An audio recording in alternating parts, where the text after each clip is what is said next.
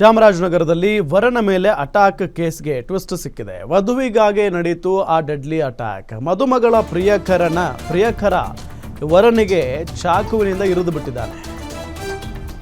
ಹಿಂಗೇನಾದರೂ ಇದ್ದಿದ್ರೆ ಮೊದಲೇ ಮಾತುಕತೆ ಆಗ್ಬಹುದಾಗಿತ್ತು. ಬಟ್ ಆ ಹುಡುಗ ಬಂದು ತನ್ನ ಹುಡುಗಿಗೋಸ್ಕರ ಮದುವೆ ಆಗ್ತಾ ಇದ್ದಂಥ ವ್ಯಕ್ತಿಯ ಮೇಲೆ ಚಾಕುವಿನಿಂದ ಇರಿದಿದ್ದಾನೆ. ಈಗೇನು ಆಕೆಯನ್ನು ಮದುವೆ ಆಗ್ತಾನ? ಇಲ್ಲ, ಜೈಲಲ್ಲಿ ಹೋಗಿ ಕೂರ್ತಾನೀಗ. ಈಗ ಮದುವೆಯೇ ಬೇಡ ಅಂತಿದ್ದಾನೆ ವರ ರವೀಶ್. ಭಾವಿ ಪತಿಯನ್ನ ಮನವೊಲಿಸಲು ನಯನ ಬಂದಿದ್ದಾಳೆ. ಇದೇ ರೀತಿ ಮತ್ತೆ ಆದರೆ ಯಾರು ಹೊಣೆ ಅಂತ ಮದುವೆಯನ್ನ ಕ್ಯಾನ್ಸಲ್ ಮಾಡ್ಕೊಂಡಿದ್ದಾನೆ. ಯಾರಿಗೆ ಭಯ ಆಗಲ್ಲ ಹೇಳಿ ಪಾಪ. ನೋಡಿ ಅಲ್ಲಿ ಕೈಗೇನೆ ಚಾಕುವಿನಿಂದ ಇರಿದು ಬಿಟ್ಟಿದ್ದಾನೆ. ಕೈಗೆ ಹೋಗಿ ಹೊಟ್ಟೆಗಿಟ್ಟೆಗೆ ಇರಿದಿದ್ರೆ, ಕತ್ತಿಗೇನಾದರೂ ಇರಿದಿದ್ರೆ ಕತೆ ಏನು? ಮದುಮಗಳ ಪ್ರಿಯಕರ ಅಂತೆ ಆತ ಬಂದು ವರನಿಗೆ ಚಾಕುವಿನಿಂದ ಇರಿದು ಬಿಟ್ಟಿದ್ದಾನೆ. ಮದುವೆ ನಡೀತಾ ಇದ್ದಂಥ ಸಂದರ್ಭದಲ್ಲಿನೇ ಆಗಿದ್ದಂಥ ಘಟನೆ ಇದು.